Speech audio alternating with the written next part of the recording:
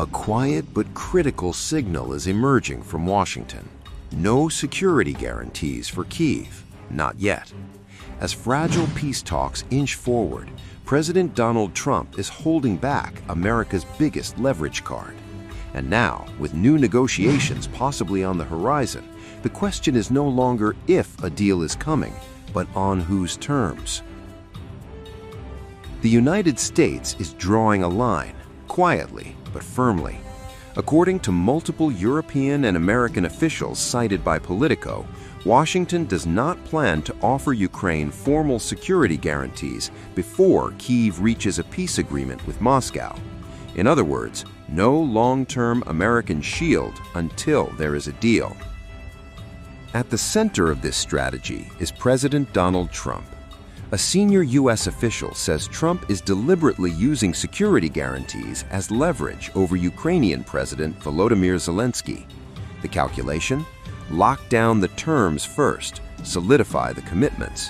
Only then consider signing anything that binds Washington to Ukraine's future defense. The logic, according to that official, is blunt. If security guarantees are handed out too early and negotiations stall, the United States loses its most powerful bargaining chip. Trump, the source says, does not want symbolism. He wants enforceable terms. And what is blocking those terms? Territory. That remains the central sticking point. Both Moscow and Kyiv are dug in. Neither side appears ready to concede critical land claims. Yet behind closed doors, officials insist there is still a path forward. Meanwhile, the Kremlin is signaling movement. Spokesman Dmitry Peskov confirmed that another round of talks is expected soon. When asked whether those negotiations could take place in Miami, as Zelenskyy suggested, Peskov declined to confirm the location. Washington has reportedly proposed either Miami or Abu Dhabi, the site of the previous round. Zelenskyy, however, says Moscow is hesitating. Publicly, he has accused Russia of dragging its feet on further U.S.-brokered discussions aimed at halting the fighting. The implication? Kyiv is ready to talk, but questions remain about the Kremlin's willingness to compromise. Regarding the energy truce, we haven't received any response from the Russians, and in fact quite the opposite. We must say we received their answer in the form of drone and missile attacks. This clearly indicates that they are not ready for the energy truce that the American side proposed in Abu Dhabi, not yet. Now, concerning the potential meeting, whether it's in Miami or in Abu Dhabi, you might be wondering why I'm saying, oh, that's because the American side has already put forward a proposal for this to happen as early as next week, a meeting right there in the United States, specifically in Miami. And we immediately confirmed and waited for the Russians. Currently, I believe Russia is hesitating. It will again be a Middle East or America proposal. We are ready. We don't care if we meet in Miami or Abu Dhabi. The most important thing is to achieve a result. I've heard publicly on several occasions how the Russian side has extended invitations. However, it seems to me that they were inviting me personally. I have already responded to that. We are defending our nation, and Russia has attacked us. They are clearly the aggressor. Cannot come to Moscow for negotiations with Putin, the capital of the country that is the aggressor in this war. We are ready to support the proposals of the United States of America to meet in any territories, America, Europe, neutral countries, any states, except for the Russian Federation and Belarus. Belarus, because it was an ally in the full-scale invasion of Ukraine in 2022. Do I believe that there can be an end to the war? Look, it doesn't depend solely on Ukraine. It depends on America, which absolutely must apply pressure. Now, forgive me for saying must, but there's no other way. It must pressure Russia.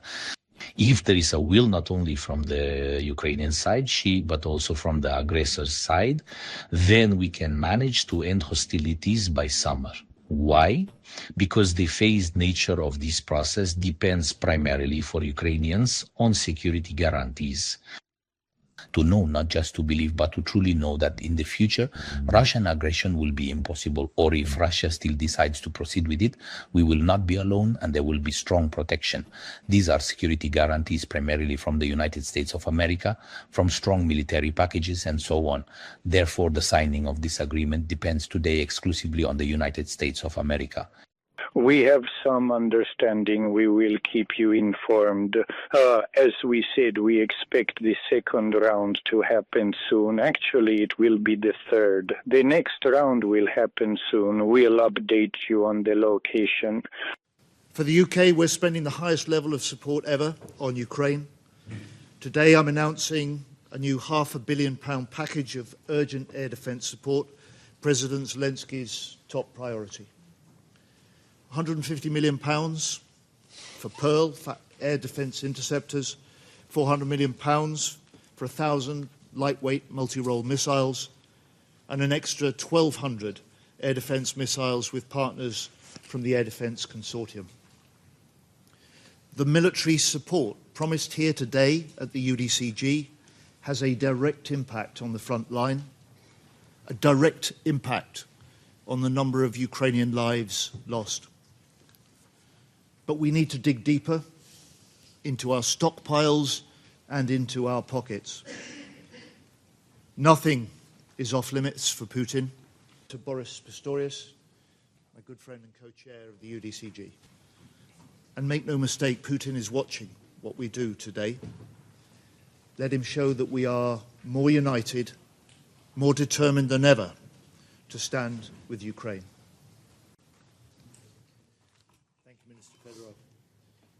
I would like to urge all partners around the table. We must practice what we preach. Let's not only take a critical look at our national stocks, but also make use of existing joint funding mechanisms for procurement. The immediate action on air defense initiative is one example for this. Pearl also plays an important role to this. Thank you for that. We must focus even more on the urgently required air defense assets that can only come from the US. My friends, in addition to the urgently needed winter relief, we must not lose sight of our medium and long-term support. For 2026, Ukraine has clearly specified the scope of support required. The Ukrainian priorities are air defense, drones, and long-range artillery ammunition. Minister Fedorov. Ukraine will remain a top priority for me personally. I think for all of us, we must enable Ukraine to keep defending itself, even as negotiations continue. And this group, the UDCG, is the backbone of our support to Ukraine. So we have to use this forum to improve the quality, the quantity, but let me also say the speed, next to quality and quantity, the speed of our assistance. Ukraine's extensive defense needs come on top of significant requirements for concurrent recovery and reconstruction. And it will persist into the mid and long term. This will not end soon. Even if the fighting stops tomorrow, Ukraine will need our assistance in building a strong, modern and well-equipped armed forces, because that in the end is the best deterrent against a repeated invasion by Russia. Of course, security guarantees on top of that, but your own armed forces will